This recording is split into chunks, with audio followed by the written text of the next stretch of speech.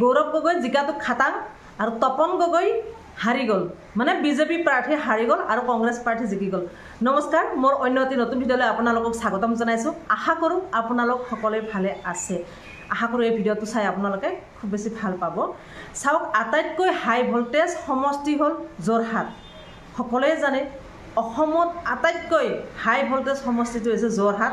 লেখত ল'বলগীয়া আৰু সকলোৰে চকুত পৰা এটা সমষ্টি যোৰহাট।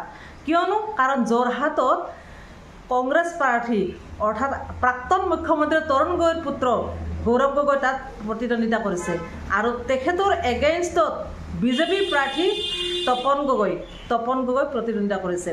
কিন্তু বহুতে কৈছে তপন গগৈ আগতো 5 বছৰ সাংসদ হ'ল, তেওঁক এটা কথাত মাত মাতা নেদেখিলে অসমৰ ৰাইজে, সেয়েহে তেওঁক কৈ নিমাতী কন্যা। কিন্তু গৌৰৱ গগৈ ইমান ধুনীয়াকৈ মাত মাতি যোৱা দেখিছে, আগতে দেখিছে যে সাংসদত কি ধুনীয়াকৈ তেওঁ মাত মাতে। তেওঁৰ ভয়ত দিল্লী কঁপি থাকে, অমিত শ্বাহ মোদী কঁপি থাকে, তেওঁৰ ভয়ত সদন কঁপি থাকে বুলি কৈছে। তেওঁ সিংহৰ নিচিনাকৈ গুজৰিব জানে গৌৰৱ গগৈ। সেয়েহে এতিয়া যোৰহাটবাসী গৌৰৱক আঁকোৱালি লৈছে যে গৌৰৱ গগৈ জিকক, গৌৰৱ গগৈ জয়ী হোৱাটো বিচাৰোঁ। গৌৰৱ গগৈক যোৰহাটবাসীয়ে ভোট দিছে, বিশ্বাস আৰু আশ্বাস খুব আঁকোৱালি লৈছে, খুব মৰমেৰে লৈছে।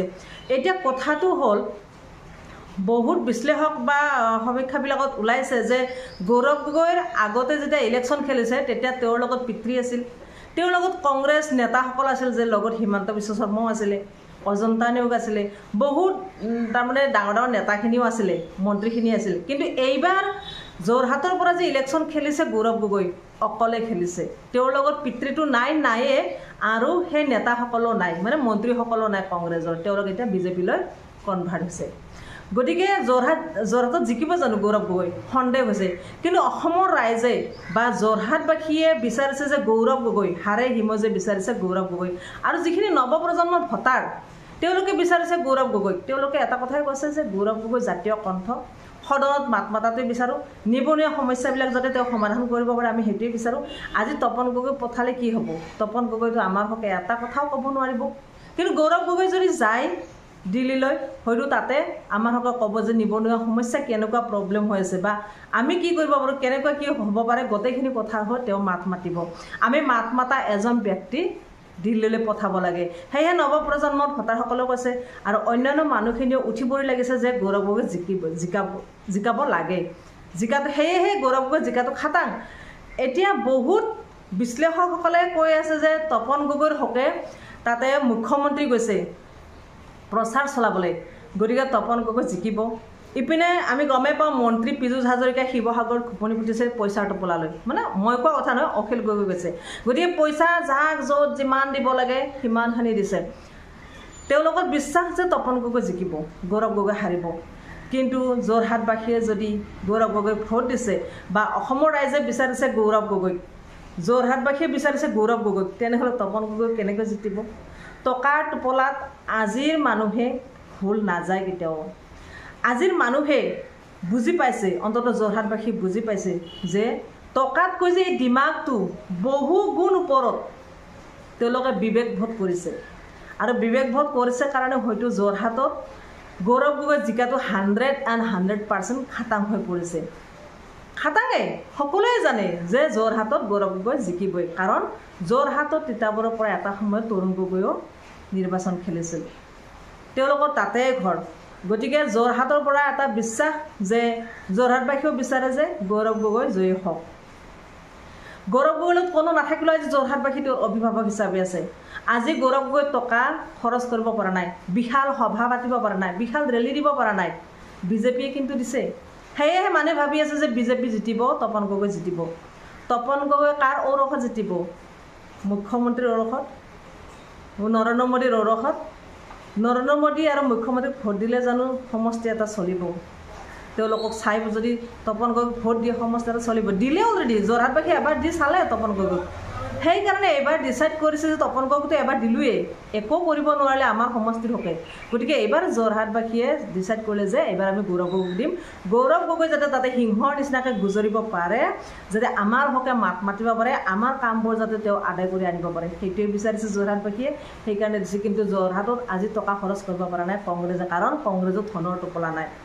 এতিয়া যদি যোৰহাটত শক্তিশালী প্ৰাৰ্থী এগৰাকী কংগ্ৰেছৰ হৈ উঠিছে, গৌৰৱ গগৈ আটাইতকৈ শক্তিশালী প্ৰাৰ্থী বুলি কোৱা হৈছে অসমত। এতিয়া বিজেপি থৰক লাগি গৈছে, ভয় খাইছে গৌৰৱক কেনেকৈ হাৰাব পাৰে।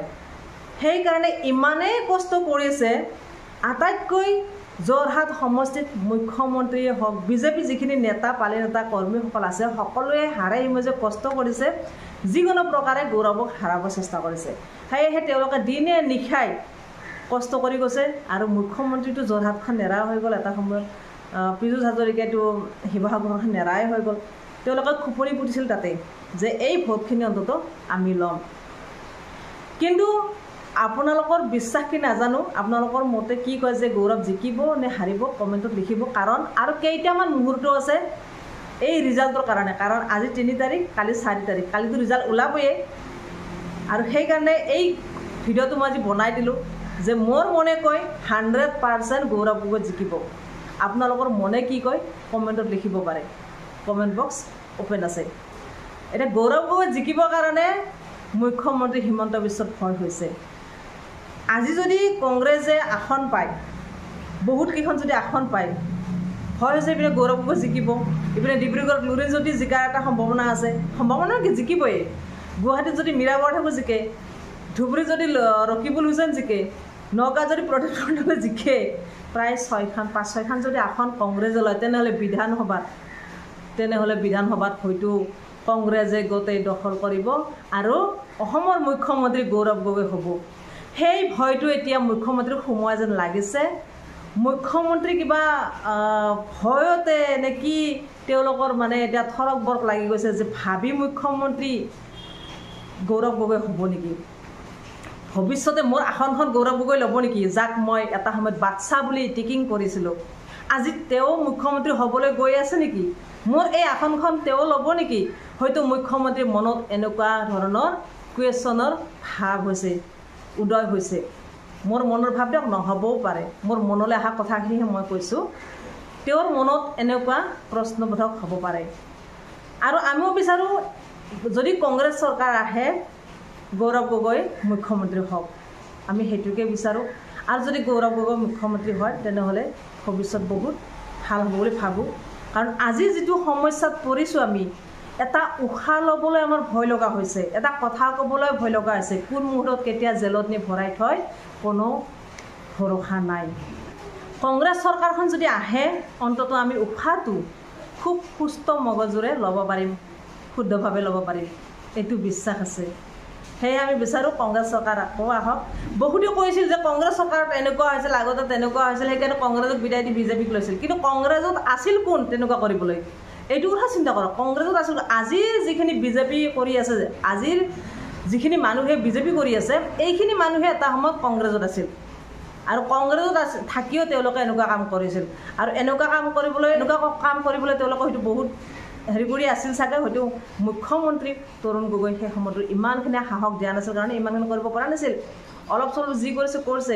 কিন্তু এতিয়া সেই আগৰ কংগ্ৰেছৰ কথা ভাবি যদি এইবাৰ কংগ্ৰেছ চৰকাৰখন আহিব নিদিয়ে, তেনেহ'লে আমাৰ ৰাইজৰ বিৰাট ডাঙৰ এইটো ভুল হ'ব বুলি মই ভাবোঁ। কাৰণ আগত কংগ্ৰেছৰ দিনত আছিল, বৰ্তমানৰ মুখ্যমন্ত্ৰী আছিল, তেতিয়া সেই সময়ত কংগ্ৰেছত তেওঁলোকে শিক্ষামন্ত্ৰী, স্বাস্থ্যমন্ত্ৰী এনেকুৱা ধৰণৰ আছিলে।